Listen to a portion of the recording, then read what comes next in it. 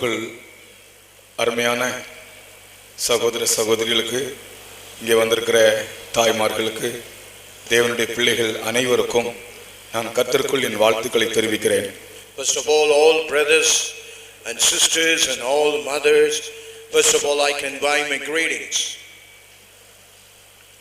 இப்படிப்பட்ட சந்தர்ப்பங்கள் நம்முடைய ஜீவியத்தின் உத்தேசம் என்ன என்பதை நாம் ஒன்று கூட தியானிக்கிற வேளைகளாக இருக்கிறது. And these are the occasion where we have a good chance to meditate even about our life. உலகத்தில் ஒவ்வொரு நாளும் எத்தனையோ ஆயிரங்கள் மரிக்கிறார்கள். அதை நாம் பல விதங்களிலே அறிகிறோம். Even we can find every day thousands of people they die and perish away. மரிக்கிறவர்கள் எங்கே போகிறார்கள் என்பதுதான் ஒரு பெரிய கேள்வியாக இருக்கிறது. Now it is a great question where those people who die, where they go. ஒரு முறை எங்களுடைய சண்டே ஸ்கூல் பிள்ளைகளிடத்திலே நான் ஒரு கேள்வி கேட்டேன். One day with my Sunday school children I put one question. அவங்களுடைய இருதயத்தை அறியும்படியாக இப்படியாக ஒரு கேள்வி கேட்டேன். Only to know the heart of those children I put the question in this way. நீங்கள் பள்ளிக்கூடத்துக்கு போகும்போது, சின்ன பிள்ளைங்க, நீங்க பள்ளிக்கூடத்துக்கு போகும்போது அடக்கம் பண்றதுக்காக ஒரு டெட் பாடி கொண்டு வராங்க. அப்போ உங்களுடைய ஃபீலிங்ஸ் என்ன இருக்கும்? நீங்க சொல்லுங்க, ஓப்பனா சொல்லுங்கன்னு சொல்லி நான் கேட்டேன். Even I asked the children while they were going for the school, when they see the dead body, what would be their reaction, their emotion? அவங்களுடைய எண்ணங்கள் எப்படி இருக்கும்? இந்த பிள்ளைகளுடைய எண்ணங்கள் எப்படி இருக்கும்? And what would be the thought of those children? ஒரு பையன் சொன்னா, எனக்கு டெட் பாடியை கண்டா ரொம்ப பயம் அப்படி சொல்லிட்டு உட்கார்ந்துட்டான். One boy answered saying, when I see a dead body I would be terrified. ஆனால் கொஞ்ச நேரம் மௌனத்திற்கு பிறகு ஒரு சின்ன பையன் எழும்பி சொன்ன வார்த்தை என்னை தொட்டது. But after some time one little boy he stood up and he uttered that word that has really touched my heart. அவன் என்ன சொன்னான் தெரியுமா? What he uttered, you know? அவன் எப்படி சொன்னானோ தெரியாது, எனக்கு ஆச்சரியமாக இருந்தது. ஒரு பெரிய ஆளுக்கு கூட அப்படிப்பட்ட சிந்தை வந்திருக்குமோ என்னது. அந்த சிறு பையன் ரெண்டு காரியங்கள் சொன்னான். Even I am surprised or doubting whether a grown up people able to utter such kind of words, and he was able to tell about two things. முதலாவது நான் நினைப்பேன், ஐயோ யாரோ மரிச்சிருக்காங்க, யாரோ செத்து போயிட்டாங்க போல, கர்த்தர் நம்மை ஜீவனோடு வைத்திருக்கிறாரே என்று நினைப்பேன். First of all I thought somebody has been dead, but God preserved me and kept me alive. இரண்டாவது அந்த பையன் தொடர்ந்து சொன்ன வார்த்தை, இந்த செத்தவங்க மோட்சத்துக்கு போனாங்களா நரகத்துக்கு போனாங்களா என்று ஒரு எண்ணம் வரும். Secondly, the boy told he would have the second thought whether the dead person have gone to heaven or gone to the lake of fire. பிரியமானவர்களே, அந்த பையனுடைய வார்த்தைகளை கேட்ட நான் அதிகமாக சில காரியங்களை தியானித்துக் கொண்டே இருந்தேன். When I heard the words uttered by that boy, I was meditating about certain things. ஒரு மனிதன் மரித்த பிறகு அவன் எங்கே போகிறான்? நிச்சயமாக அதை நாம் அறிய வேண்டும். When one man die upon the earth, where he goes, that must be certainly known by everyone. நாம் இப்பொழுது இங்கே கூடி இருக்கிறோம். ஒரு தாய் நம்மை விட்டு கடந்து போனார்கள்.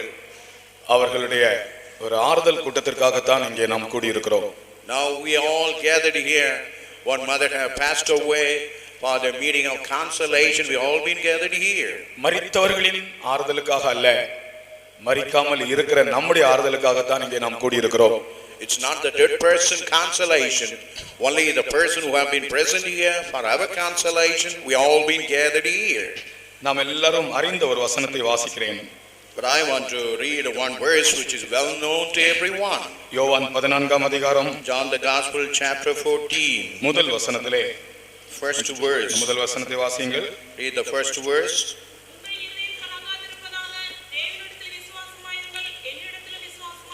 உங்கள் இருதயம் கலங்காதிருப்பதாக, Let not your heart be troubled. தேவனிடத்தில் விசுவாசமாய் இருங்கள், என்னிடத்திலும் விசுவாசமாக இருங்கள். Ye believe in God, believe also in me.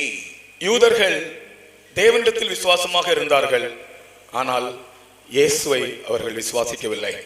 Even the Jewish people, they believed upon God the Father, but they did not believe the Son Jesus Christ. ஆகையால் தான் இயேசு சொல்கிறார், தேவனிடத்தில் விசுவாசமாக இருங்கள், என்னிடத்திலும் விசுவாசமாக இருங்கள். That's why Jesus Christ was saying, you believe in God, and secondly you must also believe in me also.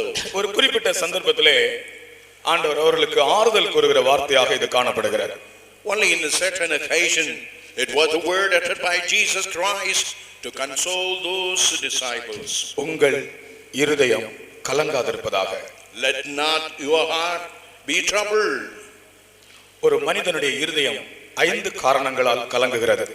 A man's heart is troubled for 5 reasons. முதலாவதாக, எந்த மனிதனுடைய இருதயத்திற்குள் பாவம் இருக்குமோ அந்த பாவம் மனிதனுடைய இருதயத்திலே கலக்கத்தை உண்டாக்குகிறது. First of all, anyone's heart filled with the sin, that sin itself will bring him trouble. இரண்டாவது, ஒரு மனிதனுக்கு கொடிய வியாதிகள், தீராத வியாதிகள் ஒரு மனிதனை பிடிக்கும் போது ஒரு மனிதன் கலங்கி போகிறான்.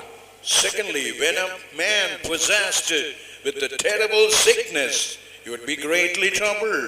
மூன்றாவது, சில பிரச்சனைகள் தனிப்பட்ட வாழ்க்கையிலும் குடும்பத்திலும் சில பிரச்சனைகள் ஏற்படும் போது மனிதன் கலங்கி போகிறான். When a person faces personal problem as well as problem in the family, he would be troubled. நான்காவதாக, அநேக காரியங்களுக்காக, உலக காரியங்களுக்காக கவலை யாருக்குள் இருக்குமோ அவர்களுடைய இருதயம் கலங்குகிறது. And whosoever having worries about many other things, their heart would also be troubled. ஐந்தாவதாக, ஒரு மனிதன் தன்னுடைய மரணத்துக்கு பிற்பாடு தனக்கு ஒரு நம்பிக்கை இல்லாமல் வாழ்ந்தால் அவன் ஜீவியத்திலே அவன் கலங்குகிறவனாக இருப்பான். Fifthly, if any man live upon the earth after the death, if he doesn't have a hope, he will be living with a troubled life. இயேசு கிறிஸ்து தன்னுடைய சீஷர்களுக்கு சொன்ன வார்த்தைதான், உங்கள் இருதயம் கலங்காதிருப்பதாக என்று. And this is the word uttered by the Lord Jesus Christ to those disciples, let not your heart be troubled. நான் உங்களுக்கு சொன்னது போல முதலாவதாக பாவம் ஒரு மனிதனுடைய இருதயத்திலே கலக்கத்தை கொண்டு வருகிறது. First of all, as I told, sins bring troubles in the heart of anyone. ஒரு மனிதனுடைய ஜீவியத்தில் ரகசிய பாவங்கள், அறிக்கை செய்யாத பாவங்கள் இருக்கும் என்றால் அவனுடைய இருதயம் கொந்தளிக்கிற கடலை போல் இருக்கும்.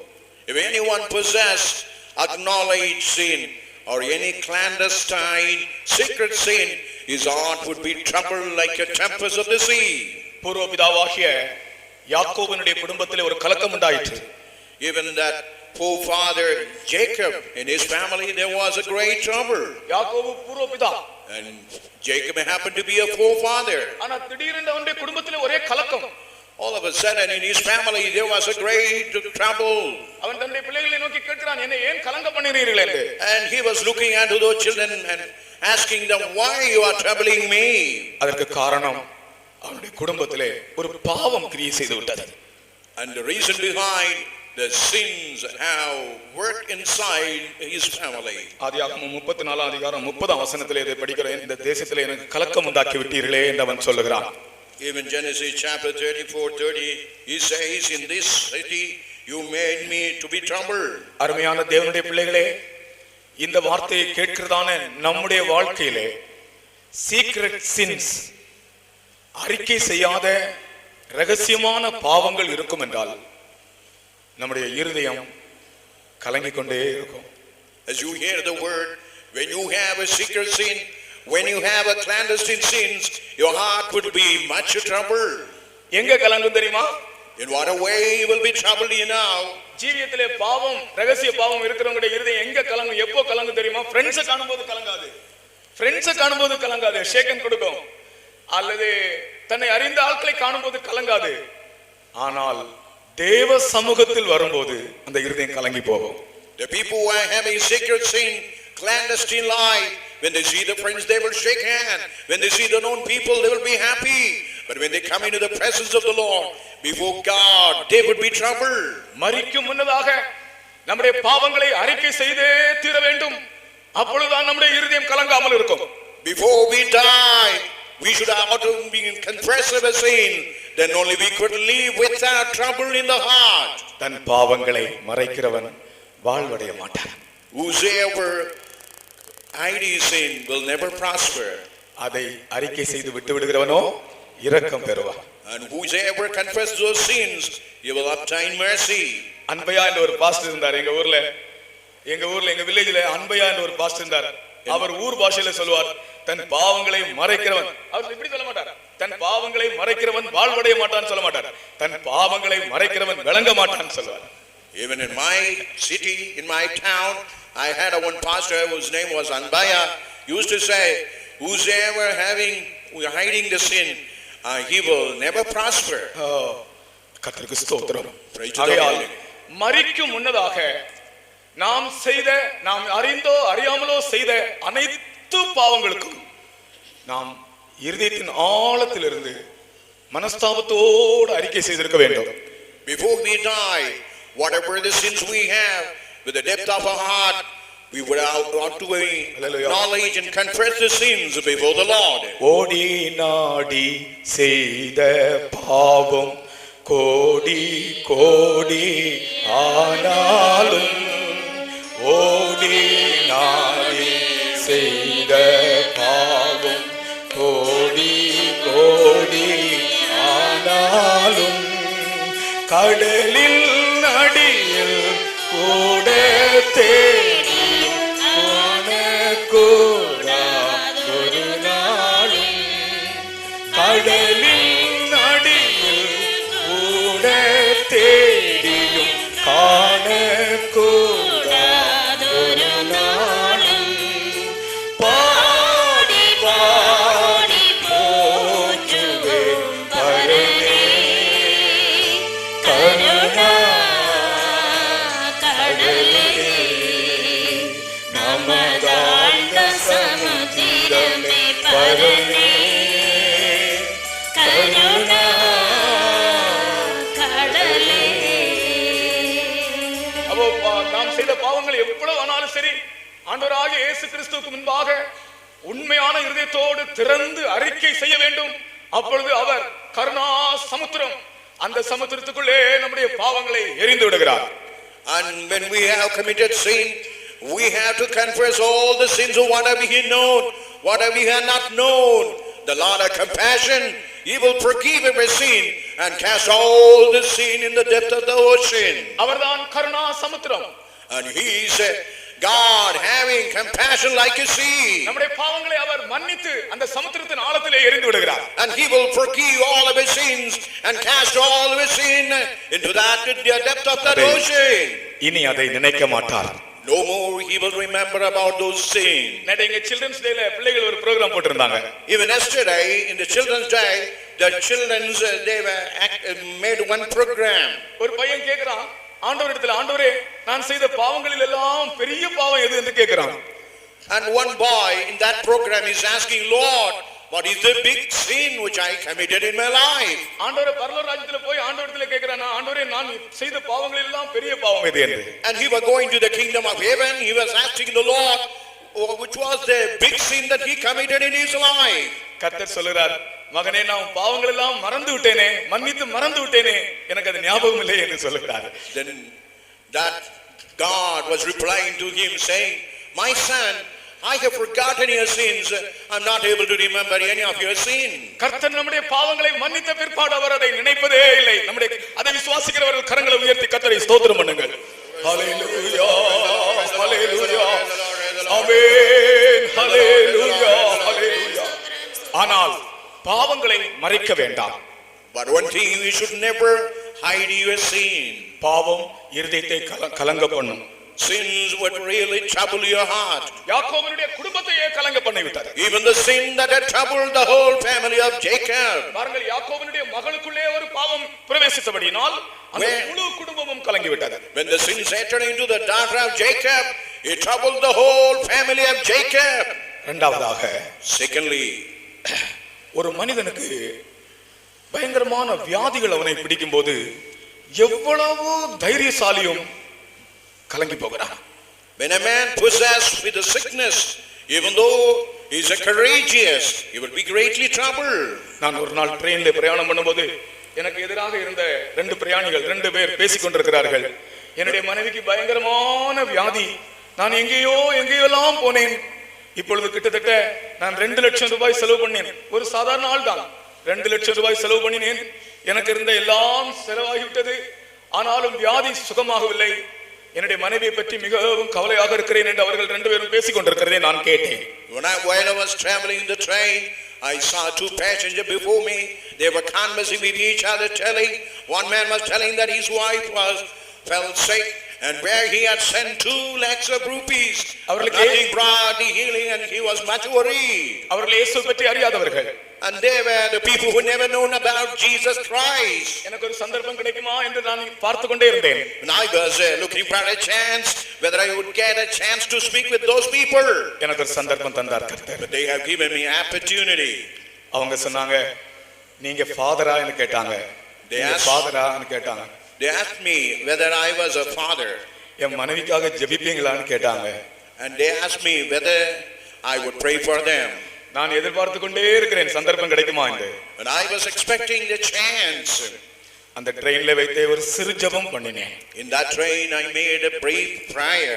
என்னுடைய அட்ரஸ் கொடுத்தேன். நான் ட்ரெயின்ல இருந்து இறங்கும்போது அவங்களுக்கு என்னுடைய அட்ரஸ் கொடுத்தேன்.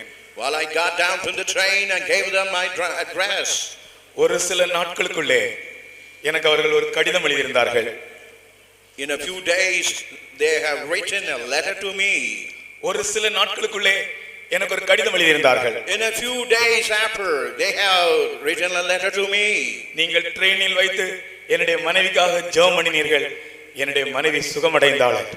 Even in the train you have prayed a prayer for my wife, and my wife have been healed now. அநேகருடைய இருதயத்தை பாவம் கலங்க பண்ணுகிறது. அநேகருடைய இருதயங்களை தீராத வியாதிகள் கலங்க பண்ணுகின்றன. In many heart sin seem to be troubling them. In many heart sickness seem to be troubling them. தலைவலி மூக்குச்சளியானா பரவாயில்ல, கலங்க மாட்டாங்க. ஒரு மரணத்துக்கு ஏதுவான வியாதி சரீரத்தில் குடிகொண்டிருக்கிறது என்று அறிந்தால் நிச்சயமாக எந்த மனிதனும் கலங்கி போவான். He won't be afraid of the cold or headache, ordinary disease, but if his body possessed with terrible incurable disease, he will be possessed with the trouble.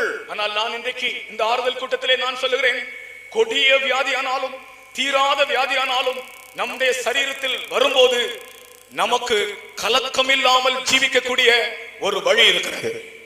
Even in this counseling meeting I want to tell one thing. Even when we have a terrible sickness, incurable disease, but there is a good chance where we could live without any trouble. நமக்கு ஒரு doctor இருக்கிறார். We don't have a physician or doctors. அவர் வாக்குத்தத்தம் தந்திருக்கிறார். But he had given promises. நானே உன் பரிகாரியாகிய கர்த்தர். I am the Lord who healeth you. அவருக்கு எந்த வியாதியும் கொடிய வியாதி அல்ல. For him any disease, sickness is not a terrible, horrible disease. அவர் சொல்ல ஆகும், அவர் கட்டளையிட நிற்கும். And whatever you order and whatever you command it will happen so. ஒரு வார்த்தை மாத்திரம் சொல்லும், என் வேலைக்காரன் சுகமாவான். If you say a word, my servant would be healed. கர்த்தருடைய வார்த்தைக்காக நீங்கள் எதிர்பார்த்து கர்த்தருடைய வார்த்தையை விசுவாசிப்பீர்கள் என்றால் நிச்சயமாக கொடிய வியாதியானாலும் கர்த்தர் நம்மை விடுவிப்பார். If you expect to the word of God, even it may be a terrible disease, God would heal you. ஒரு முறை ஒரு புத்தி ஸ்கூல்ல வேலை செய்கிற ஒரு டீச்சரை சந்தித்தேன். And one day I happened to meet a teacher who was working in the Buddhist school. அவர்களுக்கு கிட்டத்தட்ட ஒரு 34 வயது இருக்கும். Almost approximately she may be 34 years. Vellore ஹாஸ்பிடல்ல இருந்து அவர்களை டாக்டர்கள் விட்டு விட்டார்கள். Even from Vellore CMC hospital they have deserted and abandoned that patient. அவருடைய வயிறு கேன்சர்னு, அவருடைய வயிறு இவ்வளோ வீங்கி விட்டது. Because of the cancer, the person's stomach have been swelling. வீட்டிலே வந்து படுத்திருக்கிறார்கள் டாக்டர்களால் கைவிடப்பட்டு. And she had been abandoned, deserted by the doctor, and she was lying hopelessly at her home. நானும் நம்முடைய விசுவாசி ஒரு ஆளும் போய் சந்தித்தோம். Even I and some believers, we went and met that person. அந்த சகோதரி இப்படியே மூச்சு விட முடியாதபடி படுக்கையில் இப்படியே படுத்திருந்தார்கள். And even that sister not able to breathe freely with the suffocation, she was lying on her bed. நான் சொன்னேன், சிஸ்டர் உங்கள் இருதயம் கலங்காதிருப்பதாக தேவன் மேல் விசுவாசமாக இருங்கள் என்று சொன்னேன்.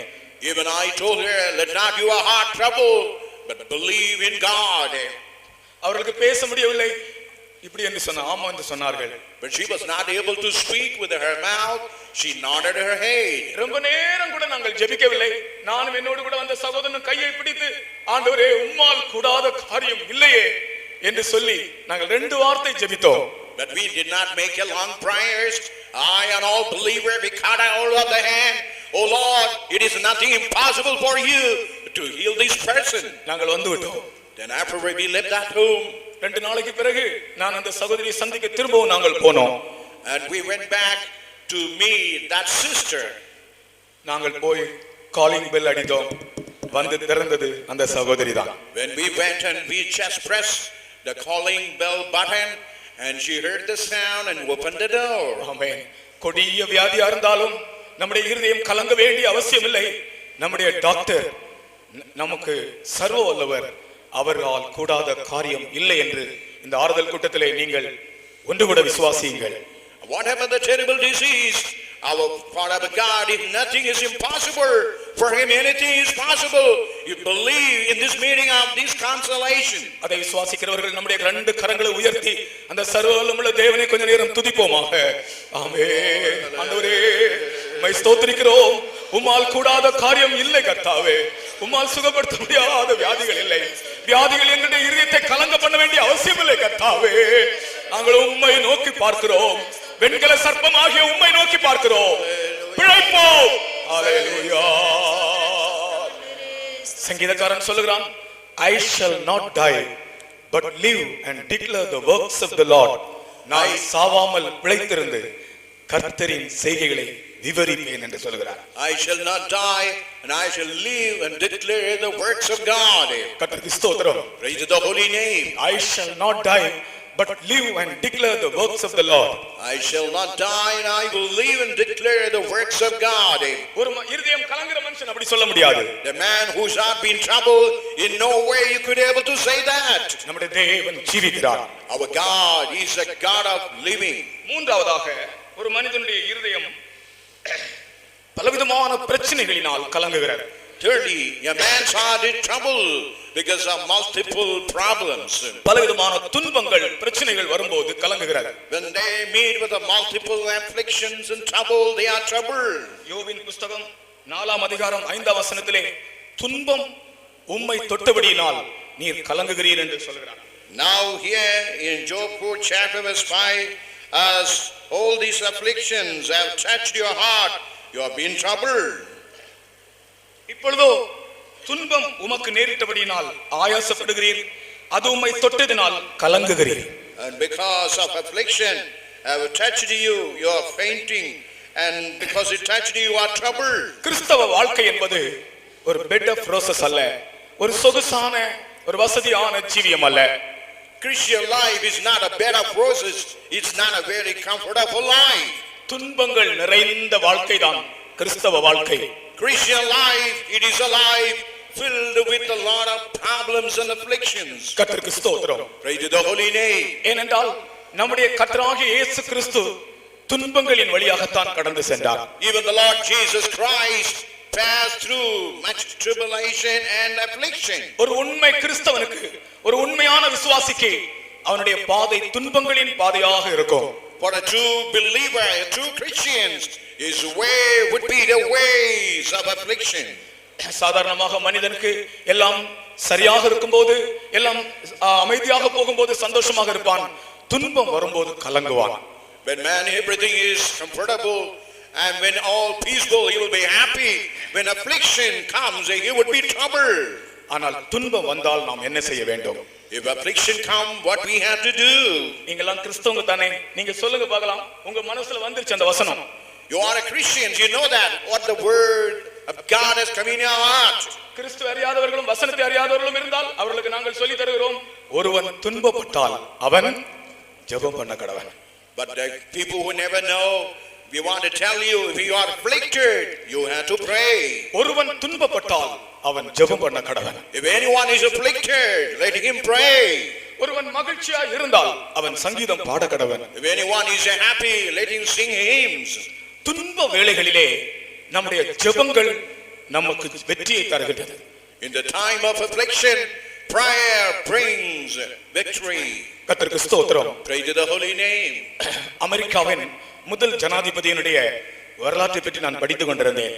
And I was reading the history of the first president of the United States of America. ஒரு உள்நாட்டு கலகத்தின் வேளையிலே, In the time of the internal trouble of the country, சத்துருக்கள் திடீரென்று இவரை துரத்த ஆரம்பித்தார்கள். enemies they started chasing him. அப்பொழுது இவர் சத்துருக்களுக்கு பயந்து ஓடிக்கொண்டிருந்தார். And at that time he was fearing those enemies. He was keep on running.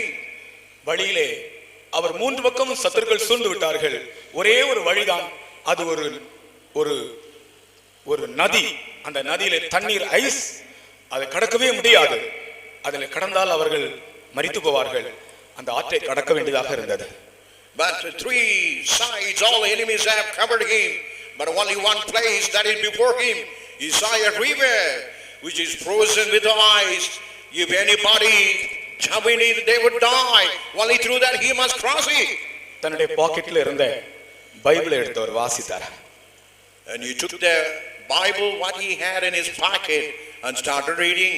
நீதிமானுக்கு வரும் துன்பங்கள் அநேகம். Righteous will have afflictions more. ஆனால் அவை எல்லாவற்றினின்றும் கர்த்தர் அவனை விடுவிப்பார். From that all God would deliver him. ஆண்டவரே, உம்முடைய நாமத்திலே இந்த ஐஸ் நதியின் மேலே நான் கடந்து போகிறேன் என்று சொல்லி அந்த நதியிலே கடந்து போனாராம். O Lord, in thy name I crossed this icy river. With that he was able to cross the river. துன்பங்கள் வரும்போது மந்திரவாதி இடத்துல போகாதீங்க. When you have affliction, don't go to a magicians. குறி சொல்லுகிறவனை தேடாதீங்க. Don't seek any kind of astrologers. எந்த பிரச்சனை வந்தாலும் குறி சொல்லுகிறவனையோ மந்திரவாதியையோ விசுவாசம் இல்லாதவனையோ நாம் தேடும்போது அவன் என்ன சொல்வானா, உங்க குடும்பத்துல யாரோ செய்து வச்சிருக்காங்கன்னு சொல்லுவான். When you have a problem, if you just seek the help of the astrologer or a magician, they would say somebody has some witchcraft against your family.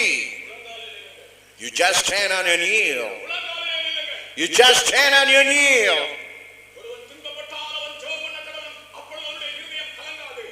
When you are afflicted, let him pray. Then his heart will never be troubled. ஒரு நாள் ஒரு pastor ஒரு வழியிலே கடந்து போய் கொண்டிருந்தார். அந்த வழியிலே ஒரு மனுஷன் இந்த கல்லுகளை உடைத்து ஜல்லியாக மாற்றி கொண்டிருந்தான். ஒரு சின்ன சமட்டி கையில் வைத்து ஒரு சுத்தியல் வைத்து அந்த கல்லை உடைத்து ஜல்லியாக மாற்றி கொண்டிருந்தான். One day when pastor was passing on the highway, he saw a leper was working upon the stone with the help of the hammer.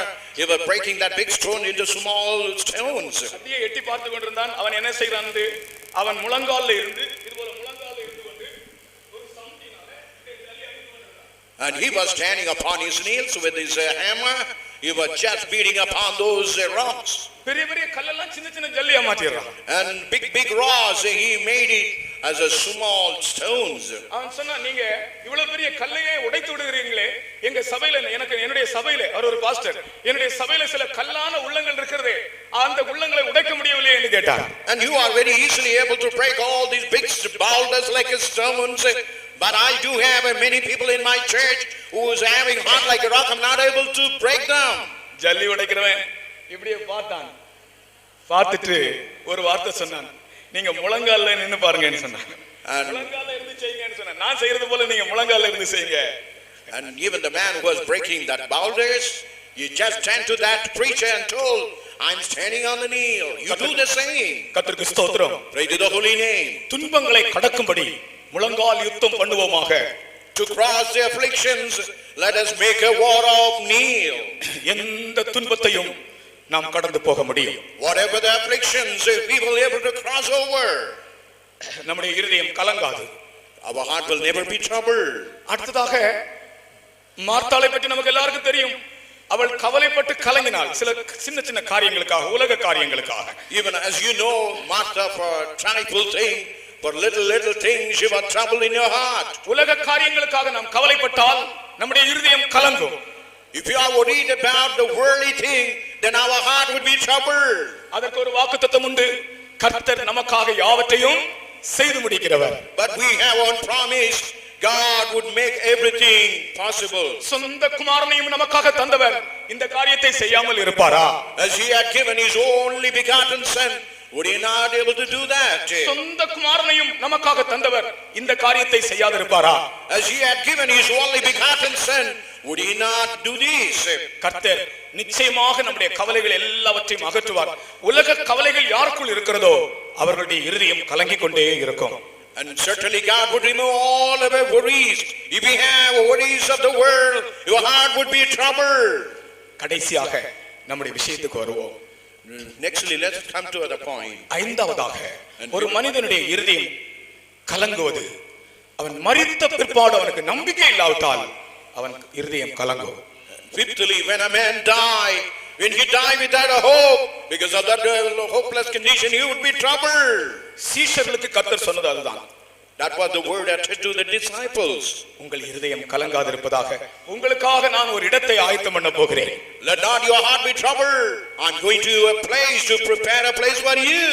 மரணத்துக்கு பின் ரெண்டு இடங்கள் உண்டு. After the death, we do have two places. ஒன்று ஆறுதல் நிறைந்த ஆபிரகாமின் மடி. First, it is the Abraham bosom full of consolation. இன்னொன்று வேதனை நிறைந்த பாதாளம். Second one, it is a hell which is full of torment and trouble. நான் திரும்பவும் சொல்லுகிறேன். Let me repeat back again. ஒரு மனிதன் மரித்த பின்பு ரெண்டு இடங்கள், அதில் ஏதாவது ஒரு இடத்துல அவன் போக வேண்டும். ஒன்று ஆறுதல் நிறைந்த ஆபிரகாமின் மடி அல்லது பரதேஸ். இப்பொழுது Pradesh. Or if a man die, he may go to the Abraham bosom which is full of consolation, or else he may go to the hell where it is full of trouble and pandemonium. இன்னொன்று வேதனை நிறைந்த பாதாளம். Secondly, it is a hell where it is full of agony and pain. கர்த்தருக்கு ஸ்தோத்திரம். Praise to the holy name. நீங்கள் ஒரு நிமிஷம் சிந்தித்து பாருங்கள், இந்த அம்மா எங்க போயிருப்பாங்க? You just 1 minute you think about where this mother would have passed. அவருடைய சாட்சியை கேட்டால் இவர்கள் வேதனை நிறைந்த இடத்துக்கு போயிருப்பாங்களா இல்ல ஆறுதல் நிறைந்த இடத்துக்கு போயிருப்பாங்களா? When you hear the testimony of that mother, whether she would have gone to the place of consolation or whether she had gone to the place of torment. அவருடைய ஜீவியத்தை பற்றி இங்கே சொன்னதான சாட்சிகளை வைத்து நான் சொல்லுகிறேன், அவர்கள் ஒரு நம்பிக்கையோடு தன் வாழ்க்கையை முடித்தார்கள். With all those testimony, let me conclude, with all consolation she had concluded her life.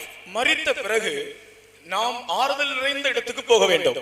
When we die, we must go to the place of that consolation. இயேசு தன்னுடைய பக்கத்திலே தொங்கிக் கொண்டிருந்த அந்த கள்ளனை பார்த்து சொன்னார், இன்று நீ என்னுடனே கூட பரதீசில் இருப்பாய். Even Jesus Christ looking to that malefactor, even the robber, tonight thou shalt be with me in paradise. பரலோகத்திற்கும் பாதாளத்துக்கும் உரிய முழு அதிகாரம் உடைய தேவன் தான் இந்த வார்த்தை சொன்னார்.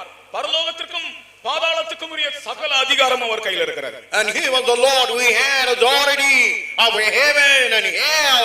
Only that God had said that word. ஒரு மனிதனை பரலோகத்துக்கு கொண்டு போகவும் ஒரு மனிதனை பாதாளத்துக்கு அனுப்பவும் அதிகாரம் உள்ளவர் அவர்தான். And he the Lord who is having authority to take a man to heaven, even send him back down to the hell. கர்த்தருக்கு ஸ்தோத்திரம். Praise to the holy name. மரணம் வாழ்க்கையின் முடிவல்ல, அது இன்னொரு வாழ்க்கையின் தொடக்கம். Death, it's not the end of the life, it's the beginning of another life. ஆனால் நாம் மரிக்கும் முன்பு நமக்கு கொடுக்கப்பட்டிருக்கிற இந்த காலம் கிருபையின் காலம். Before we die, what the dispensation period that have been given is the dispensation of grace. நாட்கள் பொல்லாதவைகளானபடியால் காலத்தை நாம் பிரயோஜனமாக்க வேண்டும். As the days are evil, we have to redeem the time. கர்த்தருக்கு ஸ்தோத்திரம். Praise to the holy name. இப்பொழுது நம்முடைய எதிர்பார்க்குதல் எல்லாம் ஆண்டவராகிய இயேசு கிறிஸ்துவின் வருகைதான். All our expectation is only the coming of the Lord Jesus Christ. இயேசு கிறிஸ்துவின் வருகைதான் கிறிஸ்தவர்களின் நம்பிக்கையாக இருக்கிறது. Even the coming of the Lord Jesus Christ is the hope of every true Christian. அது கிறிஸ்தவர்களின் நம்பிக்கை மட்டுமல்ல, இந்த உலகத்தில் வாழ்கிற அனைத்து மக்களுடைய நம்பிக்கையாக மாற வேண்டும் என்றுதான் இயேசு நமக்காக மரித்தார். Not only it is the hope of the Christian, that should be turned to be the hope of the whole of the people of this world. எப்படி ஆகிலும் ஒரு ஜீவியம் செய்தால் அந்த வருகையிலே நாம் காணப்பட முடியாது. If you do any kind of life, In no way you can found eligible to that coming. ஒரு பாஸ்டர் ஒரு தடவை பிரசங்கத்தில் இப்படி ஒரு காரியம் சொன்னார். One pastor in one preaching he was telling in this way. ஒரு வழியிலே போய் கொண்டிருக்கும்போது ஒரு கிறிஸ்தவ மரணம், ஒரு கிறிஸ்தவ ஒரு ஆள், எல்லாருக்கும் தெரிந்த ஒரு ஆள், அவர் மரித்து அவருடைய சரீரத்தை அடக்கம் பண்ணும்படி கொண்டு வந்து கொண்டிருக்கிறார்களாம். One day while he was going on the road, he saw a very popular famous person. He was dead and they were carrying his corpse.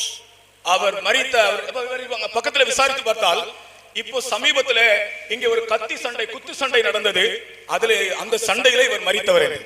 And while he was inquiring about that dead person, they told that there was some kind of quarrel with the knife, and because of the death has happened. அப்ப இவரும் கத்தி எடுத்து மற்றவர்களை குத்தி இருக்கிறார், மற்றவர்கள் இவரை குத்தி இருக்கிறார்கள், இவர் மரித்து போனார். And he took the dagger and he stabbed somebody, and somebody has stabbed him. That's why he was dead. அப்படிப்பட்ட ஒரு பெரிய ரவுடி, விசுவாசி ரவுடி, அந்த கிறிஸ்தவ rowdy. In such a way he was a very famous Christian rowdy. அப்ப அந்த dead body கொண்டு போய் கொண்டிருக்கிறார்கள். They were just carrying his dead body on the road. ஆனால் அதுல பாட்டு என்ன தெரியுமா? பாட்டு மலையாளத்துல, அது கேரளாவில் நடந்த காரியம். என்னையே தி ரேல்பானாய் தெய்வதூதர் வருന്നു.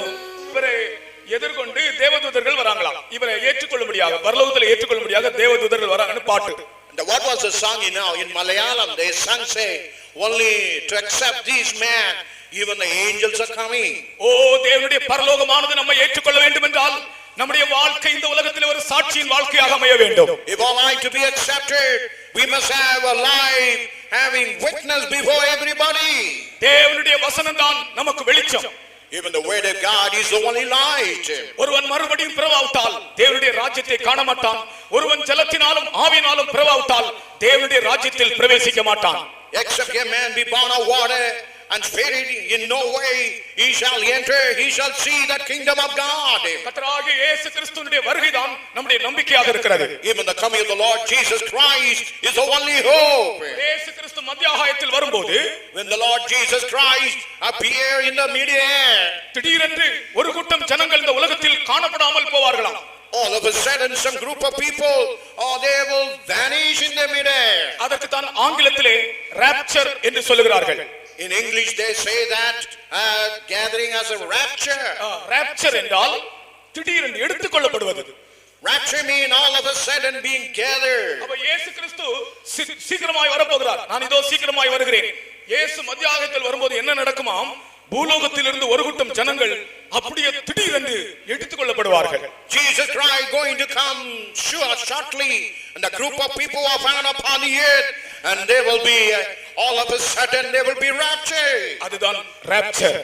That is called the rapture. இந்த rapture என்ற வார்த்தை லத்தீன் வார்த்தையாகிய rapio என்ற வார்த்தையிலிருந்து வந்ததாம்.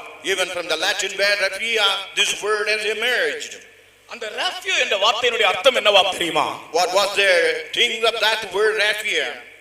நான் ஒரு ஆளுகிட்ட ஒரு பெரிய ஆளுகிட்ட கேட்டேன், ஒரு பெரிய ஒரு பரிசுத்தவான்கிட்ட கேட்டேன். அவர் எனக்கு ரொம்ப அதை லகுவாக எக்ஸ்பிளைன் பண்ணி கொடுத்தார். And I questioned it with the one saint of God, and very clearly explained it. rapio என்றால் என்ன? What is meant by rapture? அவர் சொன்னார், சின்ன ஒரு ஸ்டூடண்ட்க்கு சொல்லி கொடுக்கிற போல கொஞ்சம் குண்டூசி கொண்டு வான்னு சொன்னார். And as he was teaching to a little student, and he asked me to bring those pin, அப்ப கொஞ்சம் குண்டூசி கொண்டு வந்து கொடுத்தேன்.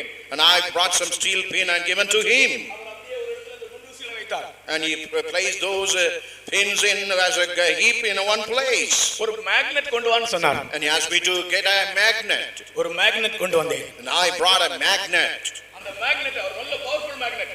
அந்த மேக்னெட் அவர் மேல இருந்து அப்படியே கீழே கொண்டு வந்தார். And he was bringing that powerful magnet, he was descending from the higher position to the down position. ஒரு குறிப்பிட்ட தூரம் வந்த உடனே இந்த குண்டூசிகள் எல்லாம் டக்குன்னு அந்த மேக்னெட்டோடு ஒட்டிக்கொண்டன. When it was coming to a certain extent, all the spin, all of a sudden, everything clung to those magnets. அவர் சொன்னார், Joel, this is called rapio. And then that pastor told Joel, this is called the rapio. இதுதான் rapio, rapture. This is called the rapture, rapio. அதாவது திடீரென்று எடுத்துக்கொள்ளப்படுதல், suddenly being carried away. Suddenly being carried away. Rapture, being suddenly carried away. கர்த்தருக்கு ஸ்தோத்திரம். Praise to the holy name. இப்படி ஒரு காரியம் சீக்கிரமாய் சம்பவிக்க போகிறது. And this kind of thing very shortly going to happen upon the earth. மரணத்துக்கு பிறகு நமக்கு ஒரு நம்பிக்கை உண்டு. After the death we do have a hope. நாம் மரித்து அடக்கம் பண்ணப்பட்டிருந்தால் அடக்கம் பண்ணப்பட்டிருக்கிற கல்லறையில் இருந்து நாம் எழும்பி வருவோம். Even though we are buried under the grave, out of the grave we will all come out. ஜீவனோடு இருந்தால் அப்படியே மறுரூபம் அடைவோம். When we are alive, we will exactly completely we will be transformed. அந்த ஒரு நம்பிக்கையை ஒரு தனி மனிதனுக்குள் உருவாக்கும்படியாகத்தான் கர்த்தராகிய இயேசு கிறிஸ்து சிலுவையிலே டெட்டலஸ்டாய் என்ற அந்த பாஷையிலே டெட்டலஸ்டாய் நான் முடிந்தது என்று சொன்னார். முடிந்தது என்று சொன்னார். டெட்டலஸ்டாய்.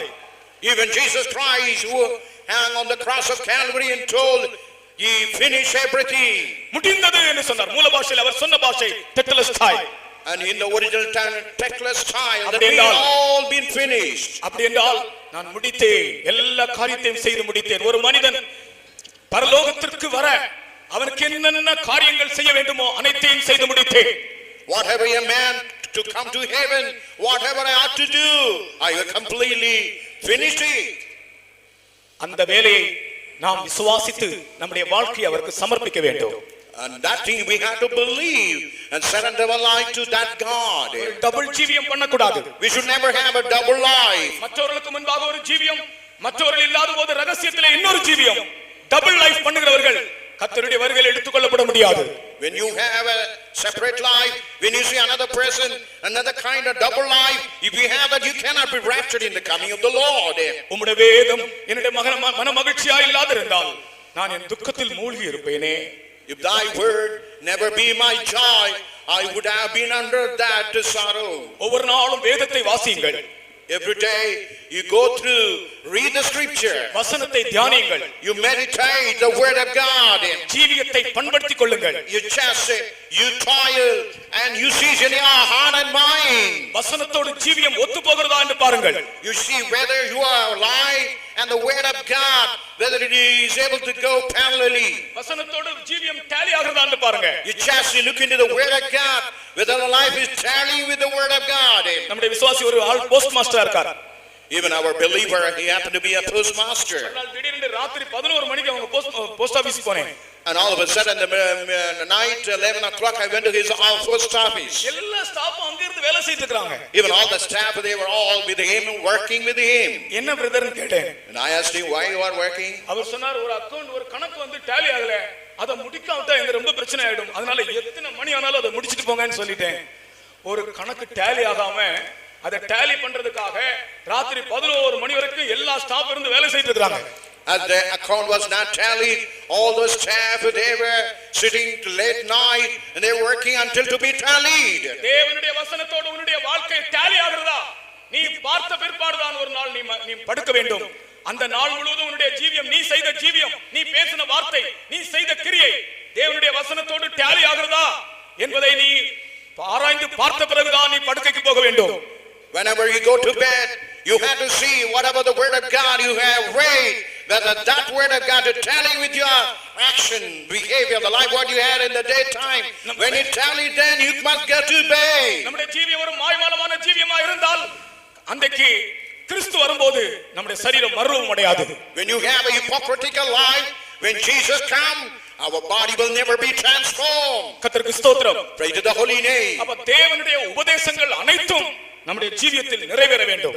All the doctrine of the Lord Jesus Christ all be fulfilled in our life. இது கடைசி நாட்களாக இருக்கிறது. These are the last end days. என்னுடைய வார்த்தைகளை நான் முடிக்கிறேன். I want to conclude my words. உங்கள் இருதயம் கலங்காதிருப்பதாக. Let not your heart be troubled. தேவனிடத்தில் விசுவாசமாக இருங்கள். Believe in God. என்னிடத்தில் விசுவாசமாக இருங்கள். And also believe in me. நாம் கர்த்தராகிய இயேசு கிறிஸ்துவிடத்தில் விசுவாசமாக இருக்கிறோமா?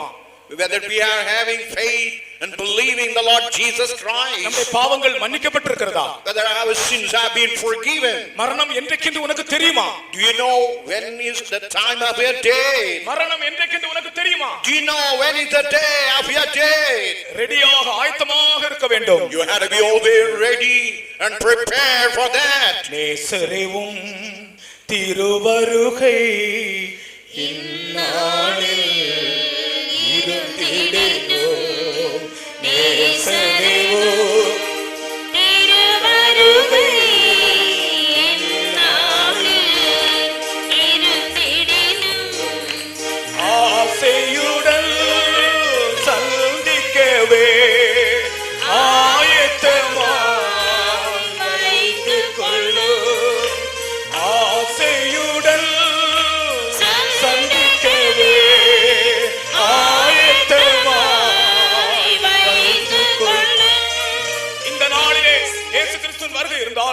நம்முடைய வாழ்க்கை ஆயத்தமாக இருக்க வேண்டும். Even in these days, if it is the coming of the Lord, our life must be always well prepared for that. மனசாட்சியை சுத்தமாக வைத்துக் கொள்ளுங்கள். We have to keep our conscience pure and clean. உபதேசத்தோடு ஒத்து ஜீவியுங்கள். And you have to correlate to live with the word of God and the doctrine. பரிசுத்த ஆவியினால் நடத்தப்படுங்கள். You have to be guided by the Holy Ghost. சொந்த வழிகளை விட்டு விலகி வாருங்கள். You abstain all your own way. Come closer with the Lord. மனம் திரும்புங்கள். You repent. மனம் திரும்புதலுக்கு अनेक விளக்கங்கள் சிலர் சொல்லி இருக்கிறார்கள். And many have given definition for the word repenting. ஒரு ஆள் ஒரு விளக்கம் கொடுத்திருக்கிறார் மனம் திரும்புதலுக்கு. One person has given a definition for this word repent. அது ஒரு யூ டர்ன் என்று சொல்றார். அது ஒரு you turn. One person say it is something like a U turn. மனம் திரும்புதல் என்றால் அது ஒரு யூ டர்ன். அதாவது பாவத்துக்கு நேராக சென்று கொண்டிருந்த மனிதன் மனம் திரும்பினால் பரலோகத்துக்கு நேராக போகிறான். A man who was marching towards the hell and sin, when he repent, he make a U turn and turn toward God and heaven. உலகத்தை நோக்கி சென்று கொண்டிருந்த மனிதன் மனம் திரும்பும்போது யூ டர்ன் அவன் பரலோகத்தை நோக்கி செல்கிறான். The man who was marching toward the world, but now he repented and he making a U-turn and he's making a voyage. He should travel toward God in heaven. ஒரு பாவியிடத்திலும் மனம் திரும்பு என்று சொல்கிறார். பரிசுத்த ஆவி பெற்ற சபையிடத்திலும் ஆண்டவர் மனம் திரும்பு என்று சொல்கிறார். Even to the sinner he say repent. Even for the believers righteous he say repent. ஆகையால் நான் இந்த ஆறுதல் கூட்டத்திலே நமக்கு ஆறுதல் உண்மையான ஆறுதல் உண்டாக வேண்டும் என்றால் பரலோகம் தான் நமக்கு ஆறுதல். In this consolation, if it is the true consolation solace, it's only from heaven. பரலோகத்துக்கு போனால் தான் நமக்கு நிறைவான தேவனுடைய ஜனங்களுக்கு இளைப்பாறுற காலம் இனி வரப்போகிறதாக இருக்கிறது. Only when we go to heaven, there we will have a restful consolation. நமக்கு பெரிய நம்பிக்கை ஆண்டவர் தந்திருக்கிறார். And God had given a wonderful hope. பரிசுத்த ஆவியானவருக்கு நம்முடைய வாழ்க்கையை சமர்ப்பிப்போமா. Let us surrender ourselves to the Holy Spirit. வசனத்தோடு நம்முடைய வாழ்க்கையை சரிப்படுத்திக் கொள்வோமாக. Let us rectify ourselves according to the word of God. கர்த்தருக்கு ஸ்தோத்திரம். Praise the Lord. நாம் எல்லாரும் கர்த்தரை ஸ்தோத்திரிப்போம். Let us all praise our God. ஆமென். ஒரு நிமிஷம் நாம் எல்லாரும் எழும்பி நின்று ஆண்டவரை துதிப்போமா. Let us 1 minute, let us all stand up and praise our Lord. Hallelujah. Praise the Lord. Hallelujah. Amen. Praise the Lord. ஆண்டவர் நம்முடைய ஜீவியத்திலே ஒரு மகிமையான நம்பிக்கையை தந்திருக்கிறபடியால் நம்முடைய கைகளை தட்டி நாம் கர்த்தரை கொஞ்ச நேரம் துதிப்போமாக. ஹalleluya. ஆமென். Praise the Lord. Praise the Lord. Praise the Lord. Hallelujah. Amen. Hallelujah. Hallelujah. Hallelujah. Hallelujah. Hallelujah. Amen. மண்ணின் சாயல் மாறியானும் மகிமையேறி மாசற்றோராய்